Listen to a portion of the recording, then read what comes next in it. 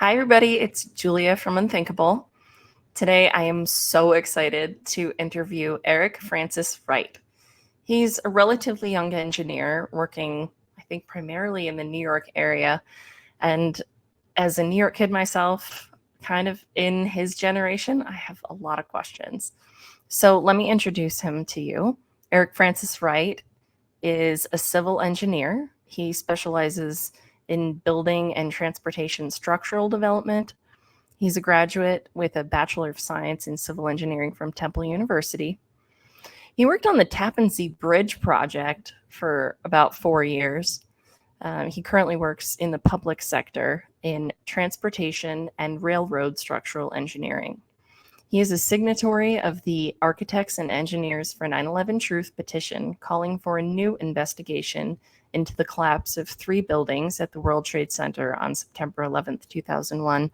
And he's a volunteer for Architects and Engineers Project Due Diligence. So if he had the opportunity to give a presentation to a chapter of an engineering, what do they call them? An engineering chapter, like an ASCE chapter, he could go and give the presentation on behalf of AE. And I think that's pretty cool. He's been interviewed by Andy Steele on the show 9/11 Freefall, and I'm very happy to have Eric here. Welcome to the Unthinkable podcast, Eric. Hi, Julia. Thank you. Thank you for the intro. I'm so excited to have you here because I really enjoyed your interview with Andy. You had a lot of interesting things to say as someone who's a New York native and a relatively young engineer. So I just want to get into it I have several questions for you. If you have any questions for me, that's cool too. And we'll just see what comes out. Definitely. Looking forward to it. Okay, so how old were you when you knew you wanted to become an engineer? Um, I would say I always, as far as I can remember, um, I was interested in how things worked and the mechanics behind it that made them work. Um, so yeah, I grew up, wanting to do architecture. Realized it was a little too artsy. Um, and then got into more like engineering, because that was like the physics, but behind the architecture. That's cool. So you're more into like the structural side. Yes, yes, That's cool. And so public safety is a big part of that. Do you think that was part of your thought process that, you know, you're protecting society from shoddy buildings, right? I mean, that's part of structural engineering. And I'm sure you guys have learned about stories in school where like this is where there were some engineering disasters and this is what we learned because that's how science works, right? right, right. So was public safety a big thought in your mind, or maybe was that something you grew into?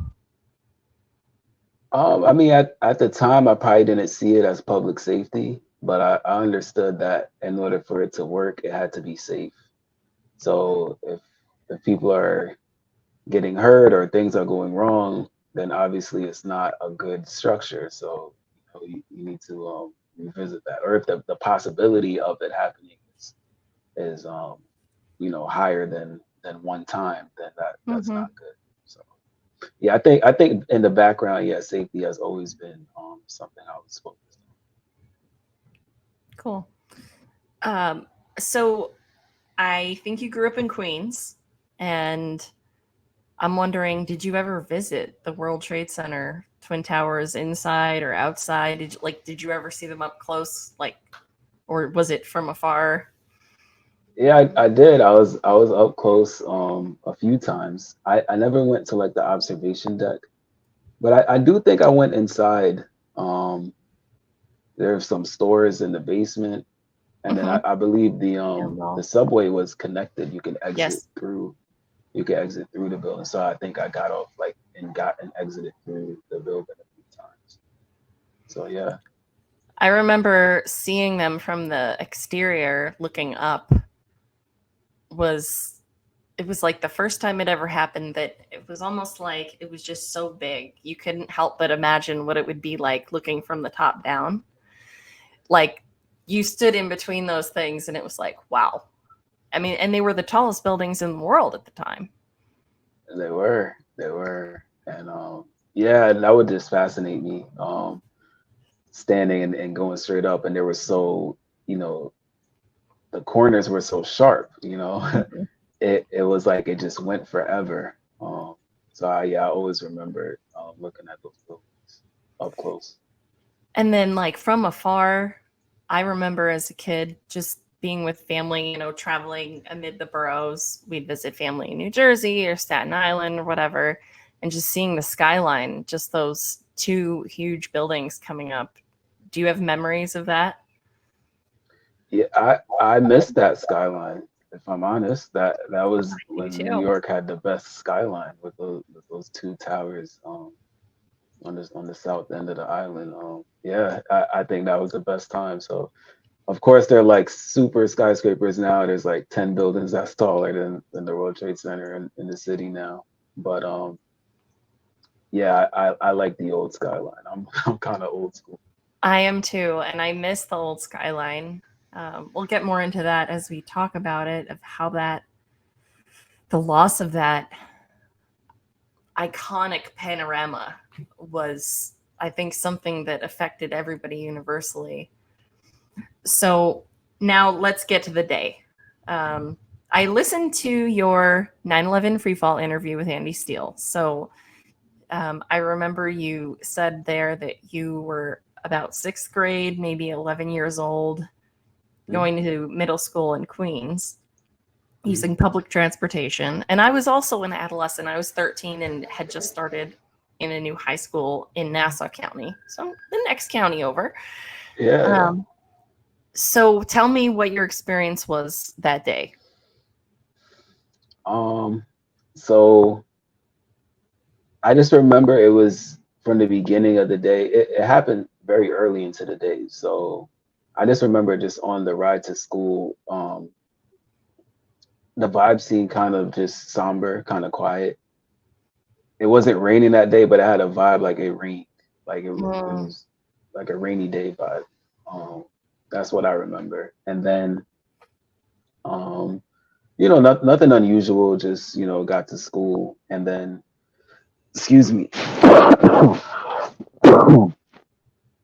Sorry about that. no worries. Um, got to school and slowly things in school got weird. We were supposed to change class periods and then they kept us in class, and then our teacher was like leaving and coming back and leaving for like long periods of time. And then parents started picking up students like one by Mhm. one, and then they made an announcement that there was I don't think they said attack, but there was an event that happened in the city. I remember them saying, and you know, just wait for further instruction. And it wasn't until I went home that day. I believe I still went home on public transportation, but there was no cell phone, so I didn't have a cell phone to call Right. my mom. Um, but I just remember, people hearing, "Did you see what happened? You heard what happened?" And then I got home, and like the look on my mom's face was like was so, because she actually she worked in the city, but she worked overnight. Mm, So she was home by the time um the attack happened. sure. Um so yeah, I remember, just seeing her face and just like the shock and the horror and just rewatching the video. By the time by the time I got home, the both towers were struck. And then I remember seeing them collapse. I remember that day too. I saw it in school and then it took forever to get home because I was taking a school bus and the traffic was like just, I've never seen traffic like that. It was everywhere. Um, Did you have a gut reaction when you saw the videos of the towers collapsing or being destroyed? At that time, at that age, Yeah, um, I knew it was wrong. Um, I I knew I knew that it I knew that it seemed like no one expected the towers to collapse. sure. Like you could accept that planes hit it, and then you can accept that, you know, two planes hit it in succession, each tower. Okay, that looks like an attack. That kind of makes logical sense. But Right. when they It's like more collapsed, suspicious. right, right. No one expected the the plane's collision to cause the collapse. Um, in my opinion, we just thought they would get hit because if you remember, the Empire State Building was hit. Right? It Right? wasn't a large plane, but you know, I guess New York is like used to, okay, planes can sometimes hit buildings, but Sure. you know, they're not gonna implode in their own footprint after that.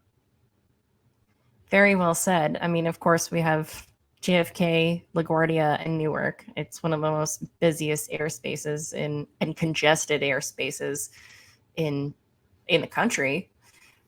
Just because you have three major airports. Right. So I remember before we get into the more detail oriented aspects of the engineering and the structure of the buildings, I remember after 9/11 feeling, first of all, I don't know, could you smell anything weird? I remember I smelled something really weird for like 4 days. Like in the air, it was like a cloud, like this. I never smelled anything like that, but anytime you went outside, it just smelled like death and concrete and like, I don't know. I didn't remember the smell, but I do remember that the sky was different. Yes, I So remember that. yeah, the it was almost like that haze that came over the city like a year ago. Mm, Um, some smog from the forest fires in Canada. It was sure. like that in New York City. The couple of days after, I remember the sun wasn't like shining through properly. It's a very good way to describe it. I remember I can see it in my mind looking up, getting ready to go to school or wherever. And it was like a yellow haze. And I could smell, it was like industrial stuff burning, but there was this darker smell that I didn't understand later until I became a nurse that I was like, that's like kind of like the smell of death. But you could see it. It affected all of us. And I don't know if you can relate to this, but like for weeks after 9/11, it was part of my daily thing that I was thinking about. I mean, anytime we were going to pass the city or see it, I'd see this like, I mean, it was still a smoldering mess. As far as I understand it, please correct me if I'm wrong. It was the longest burning structural fire in history because it burned for like 3 months under there and the temperatures were very hot. Yeah, yeah. These are things I found out afterwards, but yes, I remember there was still seeing it burning and I mean, I was just a kid and I mean, I was sciencey, but not very sciencey.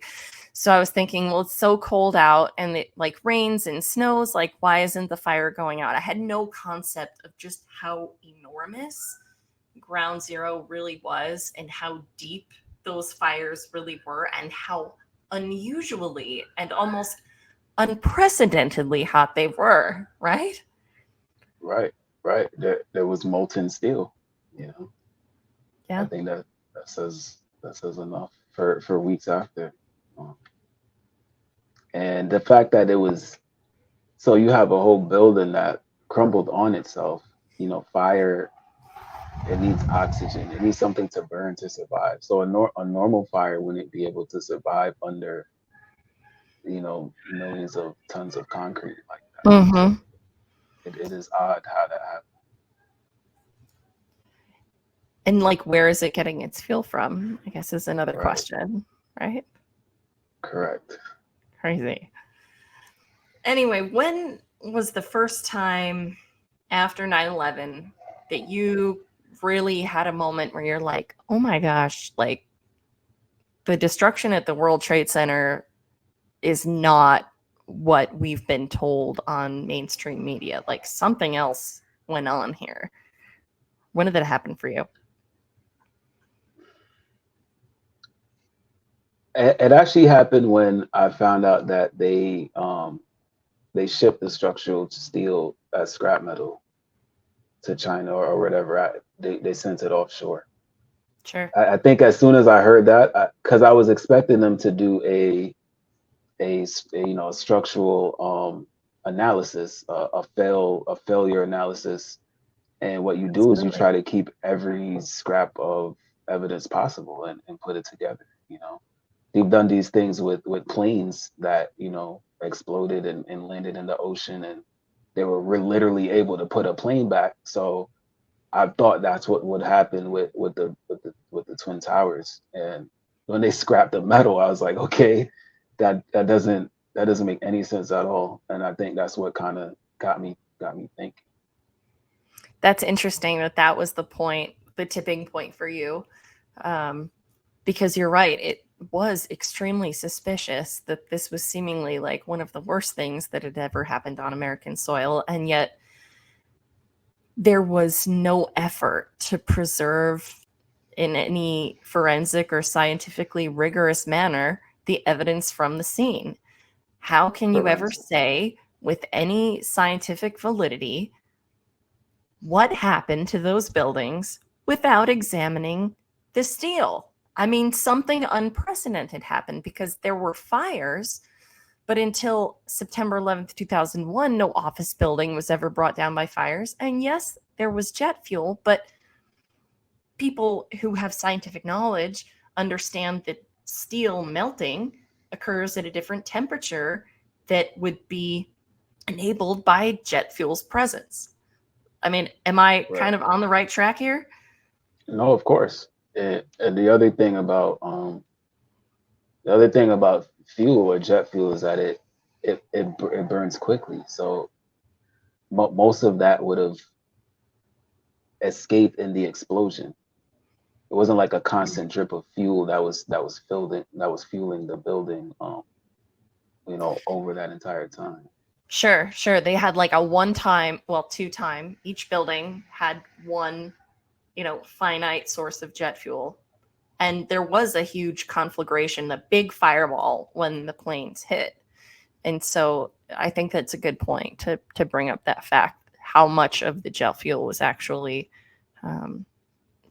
expended during the initial impact.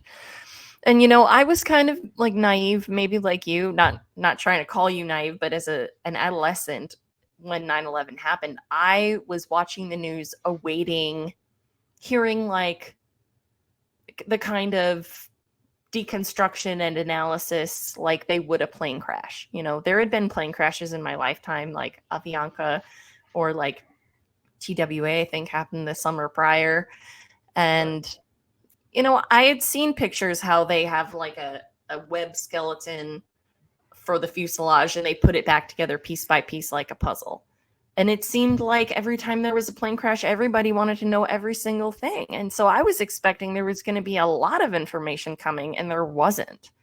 And then, I mean, I was bothered by seeing the impacts and the collapses. I just felt like I actually had been in there. I did go to the observation deck with my dad, and I was totally freaked out because the building was moving. And I was like, Dad, this is freaking me out. The building is moving. And he's like, it's supposed to. And I was like, yeah, what? And he's like, think about a tree. A tree, like, how do you know when it's windy out? And I'm like, well, the trees are bending and stuff. And he's like, yes, that's the point.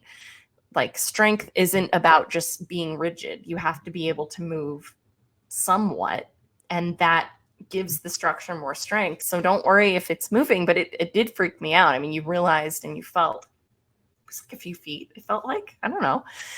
So I felt this, I don't know how to say, I felt the strength of the building underneath me in its like uniform swaying in the wind. And having been in there and seeing all of it, I was like, nothing's ever going to take down these buildings. So I was shocked when they came down in like 11 seconds each. So I was watching and I thought this was weird. And then they never explained it. And then, yeah, I don't remember when I saw the metal being shipped away, but that was so suspicious. I would say, let me ask about World Trade Center 7 now, because we haven't talked about it. Obviously, didn't get a lot of publicity on 9/11, and we were just, I mean, you were probably like me, just watching the mainstream news channels about it. It's not like we had alternate sources of media or like reliable internet or like YouTube. So, when did you learn about World Trade Center Building 7? And how did that affect your perspective about what happened at the World Trade Center on 9/11? I can't really pinpoint when I found out about Building 7.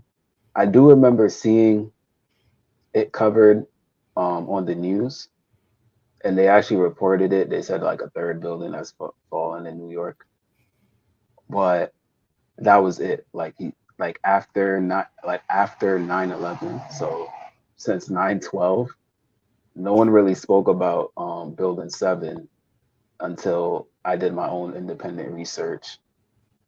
Found out that it collapsed, and then found out how that it happened at very close to free fall speed, and that it wasn't impacted by a plane, and it was because of scattered fires on the 20th floor or something like that. So to hear that brought the building down the way it did, and you could just see how it was so similar to a controlled demolition.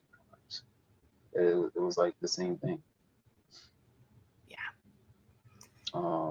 So yeah, I can't remember when I found out about it, but I would say it every site at 9/11 has mystery. Nothing was straightforward. So you have both towers. You have Building 7. You have the Pentagon, which to me didn't make sense, and because there were no wing imprints into the building. So just me as a young age, I'm saying, okay, if a plane flew into the building, it would look like a plane Right. hit the building. Where's the plane? Right. Where's the common plane? And question back then. Correct. Same with the Flight 93 that landed. It was just a hole in the ground. It just disintegrated. You didn't see any seats or plane parts, turbines. It was just very weird. So I think all of those things adding up, forced me to continue to look into it and try to find answers, because I wanted to know what happened. I know people were on those planes, and I know people were inside those buildings, and it's like, well, what happened to them? How did this happen, and why are we not getting clear answers? So yes, there were not very many clear answers indeed, and Building 7 was, as you said, it really looked like a controlled demolition of an intact building. Wasn't hit by a plane. It had scattered office fires, and the primary fuel source was office furnishings, which we know by code are only allowed to burn to a certain temperature. Like they're made a certain way.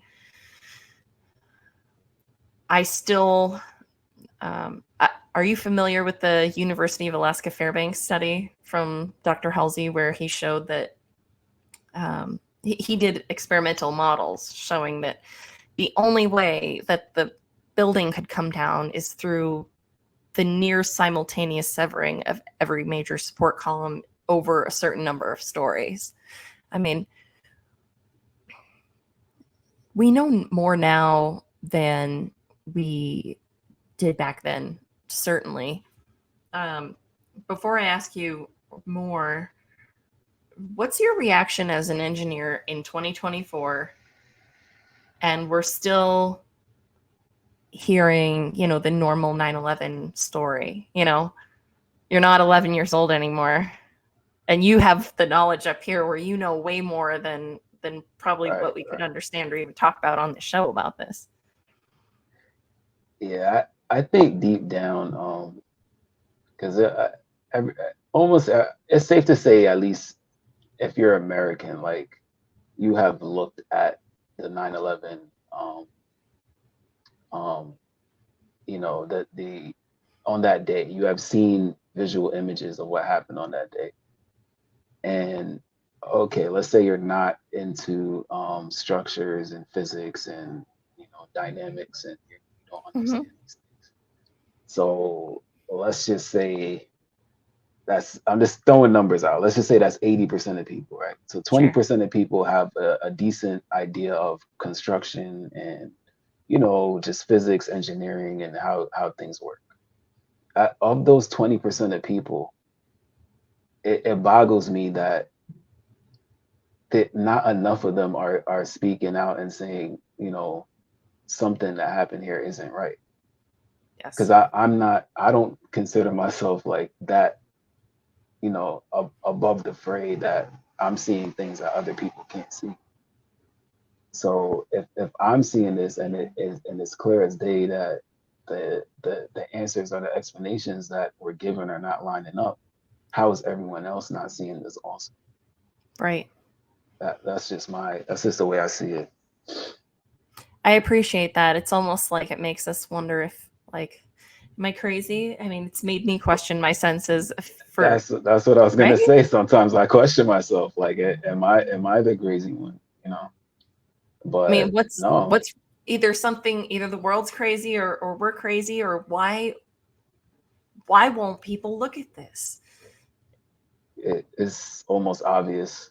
But you know, I You said, do like, wh- but like I feel like immediately after that, people jump to why or who, mm-hmm, and then they're that just stops their thought process. right. And from a young age, I was always able to separate the why from who, the why was it done or who did it, to what actually happened. I always Yes, focused on the what, and the answer of what still wasn't answered by the people who should be telling us the answers. exactly. Oh man, in your interview with Andy Steele, you used the word absurd, and That I you did that. It was absurd to you that more of society or more engineers haven't spoken out, and I'm really on that same, paddy wagon or whatever. I find it outrageous. That's usually the word I use. Like, I'm not a rocket scientist. I'm not an engineer. And I recognized that something was wrong. Eventually, I learned more about the research that was done by architects and engineers and other people about the World Trade Center. And as you said, clear as day, what happened there is not what we were told. Something is wrong. Why aren't more people asking about this? Am I the crazy one? Because it seems like we're one in a million that we're willing to say something, but why? Like, when you were in engineering school, maybe, I mean, we both have professions where we're bound by codes of ethics. I mean, as a medical professional, doing no harm and also having veracity is very important because it could be unethical to not tell someone the truth. So, like, I'm outraged by that. Can we just talk about that a little bit? Because, and then the next question is going to be really fun because I want to know how other people have reacted. So let's start on. Tell me about your feelings of how absurd and outrageous it is that more people haven't spoken out. it's crazy. Especially I believe especially because I never I was never like a building engineer specifically. Like I've worked with buildings, but like let's say like skyscraper, like large commercial structural Sure, buildings, high rises and stuff like high that. rises, right? If To me, if you work in that industry, and not even as an engineer, let's say you're a crane operator, say you're an iron worker, these trades, they know a lot more than engineers a lot of times, and you don't really realize that. They're the ones putting it together. They're the ones, you know, signaling the crane. You know, they're lining up the steel. They're putting the bolts in. They're torquing it to the prop. They're doing it with their hands.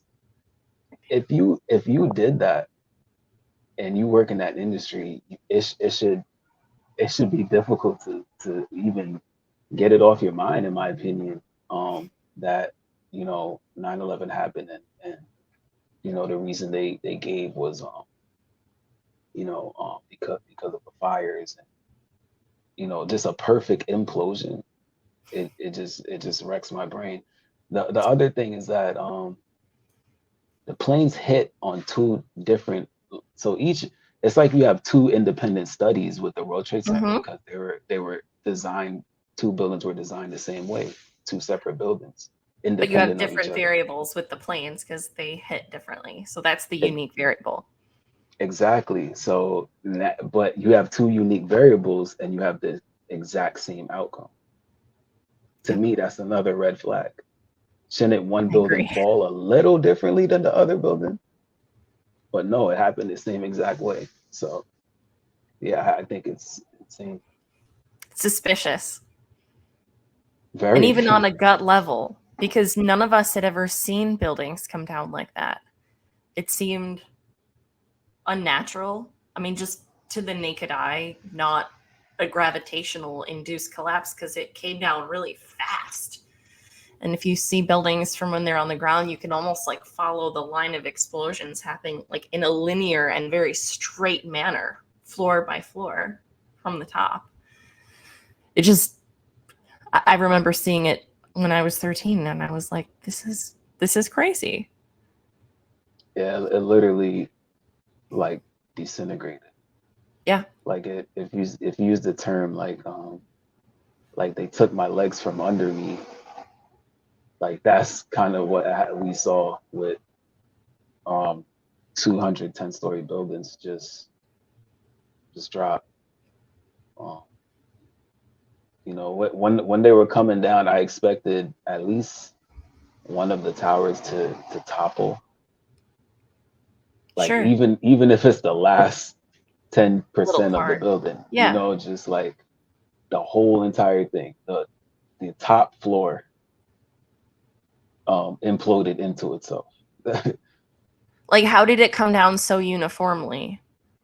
And wasn't it nice that it didn't topple over? I mean, it certainly would have caused a tremendous amount of damage if it did, but I hear what you're saying. Like, because at some point, if a center of gravity is out of whack because of massive structural damage, then you expect something to tip over, right? Correct, correct. And the other thing is it was so uniform, you know. You could see the damage from the plane was almost at a diagonal. Mm-hmm. Slightly. It wasn't directly horizontal. And I'm just speaking from memory. I'm sure if you want to look into it, you could get Sure. more Sure. technical terms, but just having general conversation. If the collapse happened from a result of the plane, the collapse would have started diagonally. So Right. you would see a shift in one side. The collapse would be faster on one side than it is on the other side, and that would cause a topple, in my opinion. But that's not what happened. Right. That's not what happened. I'm remembering a clip from Architects and Engineers for 9/11 Truths video from a while ago called Experts Speak Out. And I think her name was Kathy. She was saying, in a case where you have asymmetric damage, you cannot have a perfectly symmetrical collapse. Exactly. Your comments reminded me of that. So now you know all this. You're an engineer, and I'm sure you have friends, professional friends, and colleagues. What has your experience been ever? Have you ever brought this up with your professional friends or colleagues? And if so, what has your experience been like? Yeah, I brought it up. I brought it up, and and not long ago, I kind of hinted towards it, and because I wanted to have a conversation, but you these days you have to, you can't just jump into conversation. You have to kind of see where people are. But I kind of opened the floor for conversation, and it wasn't there, and it reminded me of when I brought it up earlier, kind of like 10 years after it happened. What was that? So 9/11, 01, that would be 11. Probably like a couple years after that. But the response was, it was like, yeah, we see what you're talking about, but that that couldn't that couldn't possibly happen. So they're seeing the information in front of them and saying, yeah, I see your point, but I'm just not going to acknowledge it. Yeah.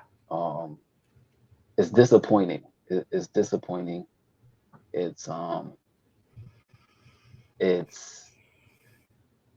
don't know. I don't know the word to describe it, but I would have more. It's kind of like you lose a little bit of faith in people, unfortunately. Sure. Because you would expect them to feel the way you do, you know, because we both agree that the physics on that day were out of whack, but Right. we can't even just have a discussion about it without tensions being raised.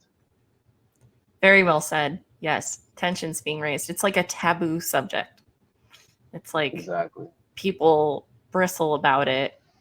I know it was a day that was extremely traumatizing for all of us because we were watching buildings with people inside and thousands of other people outside on the ground, including hundreds of first responders who perished as a direct result of that, of the building's destruction. I mean, we saw downtown New York City turned into a war zone or something we could only want to see on a movie. I mean, and then the skyline of New York City was permanently changed. And I remember we'd see it in passing. It's like an emptiness, like this painful emptiness that we're always reminded of. And yet years later, even now when we see the changed skyline, I have it in the back of my mind like, what is wrong with the world? Why people just won't listen or won't talk about it, or they're so scared.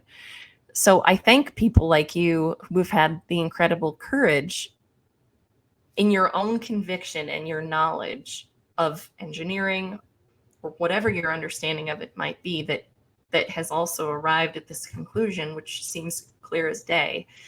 It takes courage to speak out about it. So I really appreciate that you have been willing to. I'm not done with you yet. I still have plenty more questions, but I just have to take a moment to thank you for being willing to talk about this and share your thoughts, because I think one major problem is that this topic has been forced or relegated into silence, or at least that's what everyone tries to do. You know, it's too painful for everybody. Don't talk about it. You know, you can't bring it up at holidays, or if you bring it up at a party, it's like, no, no, no, no, no, no, no, no, you can't. Right.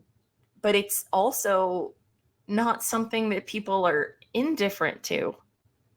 They seem the opposite, that it's something to them that they don't want you to touch or change their perception in any way. I know we use the term cognitive dissonance, but it doesn't seem powerful enough at times to describe what seems like willful, almost neglectful ignorance among all people who could possibly recognize what happened. Because let's put it this way, one of my favorite quotes: if it's wrong even if everyone's doing it, and if it's right even if no one's doing it. And in this case, we have a topic where it's been marginalized and relegated to the extremes, derided as a conspiracy theory, which I think makes the rest of society think they have a free pass to just turn it off. But what we're talking about is basic science. I mean, you and I were both kids when this happened, and we were just learning about the scientific method. Later in college, I'm sure you learned how to like peer review stuff like I did about like you have to be scrutinizing of mathematics and how people are formulating and the data they're getting. I mean, um, I just have to say, you know, I am very appreciative to you speaking out. And if you have any more thoughts or energy or fire on that, please. Oh, thank you for allowing voices like mine to be heard. I might like speak lightly about it, or you know, sometimes I smile when talking about the buildings and stuff like that. But 9/11 had a very strong impact on me. You know, it changed my life. It changed the way I see the world. You know, it changed the way I see people. It was one of the reasons why I got into engineering. Um, Wow. Probably one of the major reasons being that young. Um, and it's something that, you know, I'll never say, you know, I'm over 9/11, or I'm past it, or you know, it's no longer a topic I wish to discuss. I don't see that day ever happening, and I wish more people would speak about it. I wish more people would ask me, "Hey, Eric, you're an engineer. What do you think happened on 9/11?" So yeah, I won't leave it alone. Um, one thing I want to say is that, and this I'm just jumping off topic, but Yeah, do it. the year after they did those two beams of light to represent the Twin Towers. Yeah. That was really special to me, and I liked that New York did that.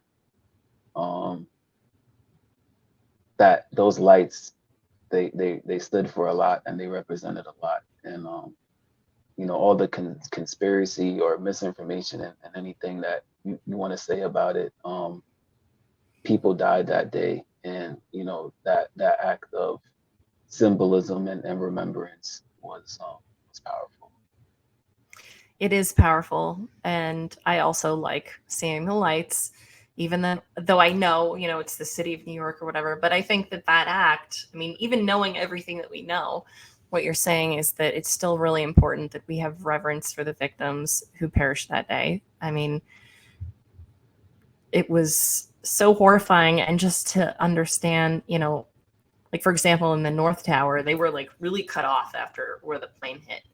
So they couldn't get down at all. So that's the building you had most people, you know, jumping from. I mean, that decision alone is horrifying. But what would be worse, like jumping to your death or dying in a fire? These people were just going to work that day. So it's just horrifying to imagine the incredible degree of human suffering that took place. So I agree, the lights are a comforting remembrance. I remember seeing them when I was younger for the first time, and like, good, I'm glad they're acknowledging it. Like, so many people died, and it was such a tragic and horrifying thing. But, and I, like you, am someone who's never been able to get over 9/11. Um, I just had too many questions that were never answered. Eventually found other people who had done a lot more research than me. And now I think it's still something we need to talk about. So I appreciate it. It's crazy like that. I mean, I didn't know anyone who died or anyone who was like hurt. I know at least one person who was like running away and was like in imminent danger and is okay. But it still affects us so much, and it affected us as a nation. But I want to say like Uh, maybe people who were physically closer, like we were both in New York, like less than 25 miles away from where this happened. It felt close to home. Maybe that's why I haven't been able to get over it. I don't know. no, it was, and I know people that were affected. Um, I have a family member right now with cancer from being a first responder that day. Oh my Um, God, I'm so sorry. yeah, yeah, and there, you know, it is a lot. There's so many people with long-term health effects that happen from um, breathing in the air that day. So yeah, it is close to home, and it is something real that that we need to continue to speak out on until you know, we get some type of resolution. Well, I'm extremely sorry to hear about your ill family member. And of course, 9/11 related illness has been as mysterious as any event, at least from what I have seen or looked at in research, as any other component of the event itself. I mean, you have an entirely new disease state that, as a medical professional who's been consuming and understanding medical scholarly literature for more than a decade, I can say that it seems to be a unique syndrome with unique symptoms and a unique severity of certain sequelae or complications, that we would say.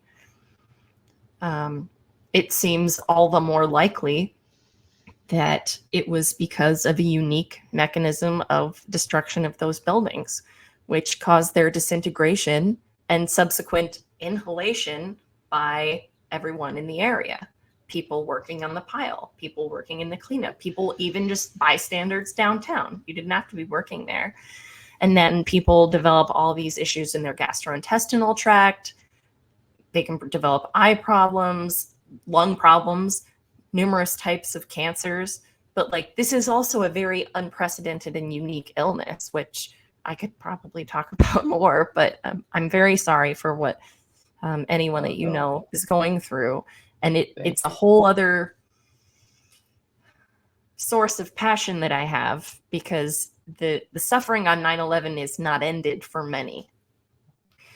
So Eric, thank you so much for joining me today and answering all of my questions. We had a really good discussion. I have to say, I have been looking at your sweatshirt. I'm wondering what it is. Do you want to talk about it? Is that something significant? Yeah. This is my NSBE sweatshirt, which stands for National Society of Black Engineers. So that's cool. Yeah, I've that's like the first professional organization I joined while I was in college, and the RISE, I forget what it stands for. It's like retention and inspiration. It's on here. It's so old, but I love this shirt. It's NSBE. It's very close to me. I served on the e-board for several years. So thank you. That's really cool. I can tell that you're very proud to be an engineer and that you have a lot of knowledge. And I'm just very thankful and grateful that you have the courage and knowledge and experience to speak out about this topic. It's been really thrilling to interview you, and I hope that the viewers also enjoy it as much as I did.